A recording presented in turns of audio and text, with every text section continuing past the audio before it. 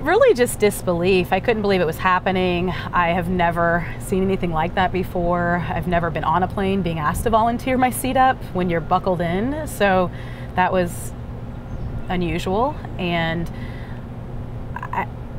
I kept thinking, is someone going to volunteer? Maybe we should volunteer. But we had been traveling, you know, had our son. We've been traveling for almost 24 hours from Japan. So we just wanted to go home too, as well as the other passengers. I think everyone just couldn't believe that this was going on. They reached like into the row and then pulled him up out of the row. So it'd be kind of like if he was sitting here, like pulled him out, and then when they forcefully did that, he hit his head on the row. But that's not in my video. But he hit his head on the row here, and then they pulled him out. So they lifted. They were just saying, you have to give up your seat, and he said, this isn't right. I have to work tomorrow. I'm a doctor. I've been traveling a long way. I came from LA. I have to go home.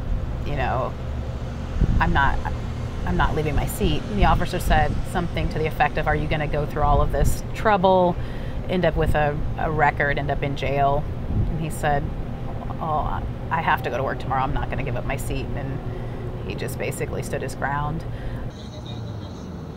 I think actually at this point in the video, I think he is still on the phone with his lawyer or advisor. And he asked for the officer's name and the agent's name.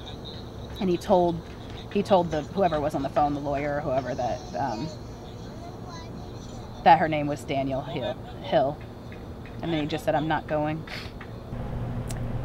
Waited for a little while. She said they would offer an $800 voucher, and Dr. Dow, actually, he and his wife did volunteer.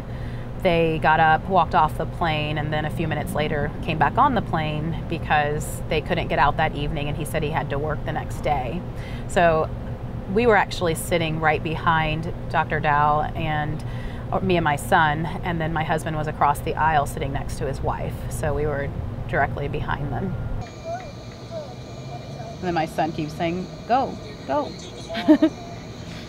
And he explained that he had been traveling from LA, and that he had been traveling for almost a whole day. And he said, you know, I can't get out till tomorrow. It's been almost 24 hours. Like, he was explaining why he didn't want to give up his